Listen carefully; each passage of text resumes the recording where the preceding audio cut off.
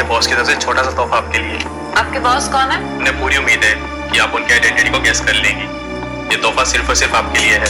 सूरत शहर में ऐसा कौन सा बॉस आ गया जो अनिका को गुमनाम तोहफा भेजने लगा?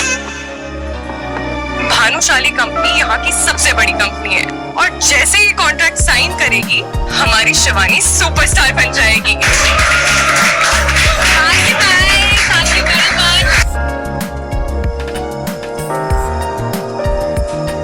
शिवानी के भानुशाली ग्रुप के साथ कॉन्ट्रैक्ट साइन करने वाली खबर ने पूरे पार्टी हॉल में तहलका मचा दिया था। क्या बात कर रही हो? सच में शिवानी? यार अगर ऐसा है ना तो मुझे तुम अब भी ऑटोग्राफ दे दो। अब भी जाके बताऊंगा कि शिवानी द सुपरस्टार मेरी क्लासमेट रह चुकी। भाई एक ऑटोग्राफ तो हमारा भी बनता है। Stop it, Harsh. Really happy for you. Thank you so much. Party है? Yeah, sure. Let's go, guys. जहां एक तरफ सभी शिवानी से ऑटोग्राफ मांग रहे थे, वहीं पीछे खड़ा नक्श सोच रहा था कि जिस कंपनी के दम पर आज ये लोग इतनी खुशी मना रहे हैं, कल वही कंपनी मेरी होने वाली है। अगर आज शिवानी ने तेवर दिखाया तो आगे जाकर उसे भी कई सारी मुश्किलों का सामना करना पड़ सकता है। इस वक्त नक्श के लिए ना तो शिवानी बचपन का प्यार थी और ना ही एक अच्छी दोस्त। नक्श अपने दोस्तों के प्रति जिस भरोसे और विश्वास के साथ इस पार्टी में आया था वो पूरी तरह से टूट चुका था। नक्श देखना चाहता था कि इतनी रिस्पेक्ट मिलने के बाद इंसान के पैर जमीन पर टिकते हैं या नहीं, और नक्श को शिवानी की हरकत देखकर जवाब मिल गया था, क्योंकि शिवानी पूरी तरह से हवा में उड़ रही थी, इस बात से अनजान कि जो शख्स अभी उसके पास में बैठा है वो भानुशाली ग्रुप का अगला सीईओ है। नक्श, क्या तुम ये चेयर वेकेट कर सकते हो? एक्चुअली मेरी फ्रेंड अभी पार्टी में आई है ना, और मुझे उससे बहुत सारी बातें करनी है। I hope you will understand.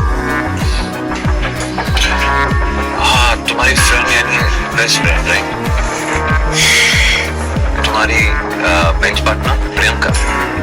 हाँ, वो पार्टी में आई मगर वो तो ऑलरेडी वहाँ बैठी हुई है।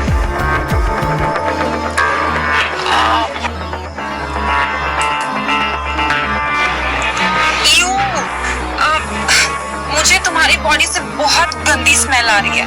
मुझे तुम्हारे साथ बैठ के इतना अनकंफर्टेबल फील हो रहा है ना। क्या तुम अपनी सीट चेंज कर सकते हो? जब नक्श ने अपनी बॉडी को स्निफ किया तो उसे तो ऐसी कोई स्मेल नहीं आई, आती भी कैसे। इस पार्टी में आने से पहले नक्श अच्छी तरह से तैयार हुआ था। अब तो ऐसा लग रहा था जैसे इस लड़की की नाक में ही कोई दिक्कत है। शुभ बात कर रहे थे शिवानी। नक्श भाई नाक ही नहीं आया क्या? ये तो अपना काम कर रहा है। छोड़ो यार, नक्श हमारा पुराना क्लासमेट रह चुका, हमें उसे समझना पड़ेगा गाइस। उसके कपड़ों को देखो, उसके कपड़ों का कलर भी फेड होता जा रहा है। इससे साफ पता चलता है कि नक्श बहुत मेहनत वाला काम करता है, और ऐसे में बॉडी से स्मेल नहीं आएगी तो क्या खुशबू आएगी? तुम हटो, तुम मेरी जगह जाके बैठो। तुम शिवानी को बीमार कर दोगे। नक्श छोड़, चल चल चल कम। सो बात करे थे, पागल हो गया भाई? शिवानी अच्छी लड़की नहीं है, क्यों मुसीबत अपनी कर ले रहा है? छोड़ना उसको यार, कितने टाइम के बाद मिल रहे हैं यार, आज तो दबा के पिएंगे। नक्श के पुराने क्लासमेट्स में से एक हार्दिक ही था जो नक्श को अच्छे से ट्रीट करता था। जब भी स्कूल में हार्दिक को बुलाया गया तो नक्श उसे बचाने के लिए हमेशा पहुंच जाता था। अब आप लोग इन दोनों की दोस्ती के बारे में तो समझ ही गए होंगे। दिल की दोस्ती के अपने ही स्वैग होते हैं जनाब। डीजे वाले गाना तो बजा दे। नो गाना, ओनली खाना। गाइस गेम खेलते हैं। Let's go. यार शिवानी, अब तो तुम स्टार बनने वाली हो, एक परफॉर्मेंस हमारे लिए भी बनता है यार। डोंट बी शाय यार, come on guys. Shivani, Shivani, Shivani, Shivani, Shivani. Okay. हाँ कर दी।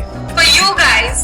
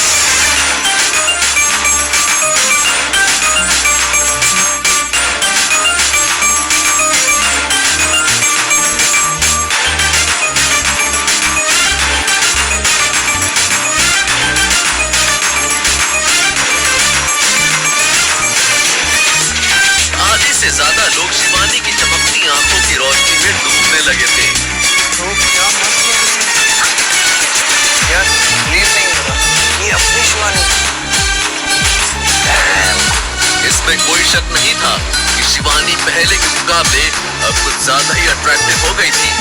क्योंकि आज की पार्टी में क्लास मॉनिटर और क्लास टीचर नहीं थी, इसलिए सबने डिसाइड किया कि कुछ दिन बाद वो लोग फिर से ऐसी ही एक रियूनियन पार्टी अरेंज करेंगे। इसी के साथ पार्टी का अंत हुआ। जब शिवानी वहां से जाने लगी तो उसके बहुत सारे क्लासमेट्स जो बड़ी बड़ी गाड़ियों में आए थे, उन्होंने घर छोड़ने के लिए शिवानी को अप्रोच किया, लेकिन शिवानी ने ये कहकर सबका दिल तोड़ दिया कि उसके पास ऑलरेडी एक कार है और उसका ड्राइवर कब से उसका इंतजार कर रहा है।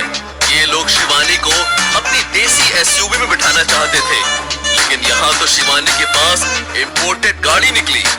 उदास चेहरे ये देखकर अब और भी ज्यादा मायूस हो गए थे। अरे सुनो यार, ये शिवानी कितनी खूबसूरत लग रही है मेरे भाई। कितना अच्छा होता कि अगर ये खूबसूरत लड़की मेरी गर्लफ्रेंड होती। सोच, अगर इस लड़की के साथ मुझे एक वक्त बिताने को तो भाई मैं तो गंगा नहाऊंगा। लेकिन मैंने तो सुना है कि गंगा नहाने से पाप दूर होते हैं। तो भाई क्या हुआ, इसी बहाने पाप भी धुल जाएंगे मेरे भाई। तू नहीं सोचते। एक सेकंड। गॉड, ये कौन से जमाने में जी रहा है? ये अपने जमाने में ही जी रहा है, गरीबी के जमाने में। यहाँ पर सब लोग कटा हुआ सेब वाला फोन लेकर घूम रहे हैं और ये अभी तक चाइना वाला सबसे पुराना मॉडल यूज कर रहा है। छोड़ो, जाने दो, सबके नसीब में कहाँ होता है ये सब। चलो। तुमने कपड़े खरीदे? हाँ, वो पैसे दिए थे ना यार। तुम्हें पता है फैमिली गैदरिंग में जा रहे हैं। Please don't embarrass me anymore. अब जल्दी जाओ, कपड़े खरीदो और घर आओ बस। अनिका के कॉल के बाद नक्श को एहसास हुआ कि उसने अभी तक नए कपड़े ही नहीं लिए हैं। ओह माय गॉड, नक्श अपने खटारा स्कूटर के साथ ही पार्टी में आ गया। तुम्हें नहीं लगता कि आधे रास्ते में इसकी बैटरी खत्म हो जाएगी?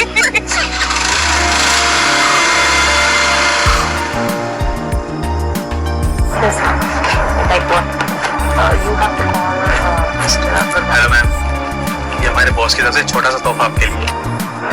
आप कौन? हमारे बॉस ने भेजा ये।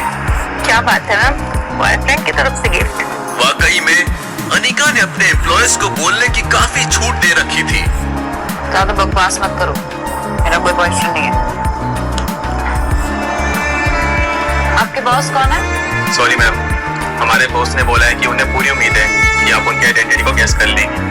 ये तोहफा सिर्फ और सिर्फ आपके लिए है और मुझे पूरी उम्मीद है आज की रात आपकी शानदार जाएगी। वैसे उस गिफ्ट बॉक्स में था क्या?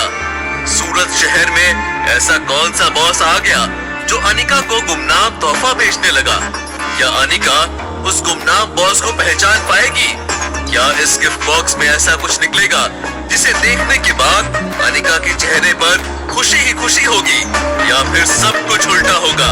क्या नक्श सही समय आने पर शिवानी को मजा चखाएगा? नक्श अपनी रियल आइडेंटिटी सबके सामने कब डिस्क्लोज करेगा?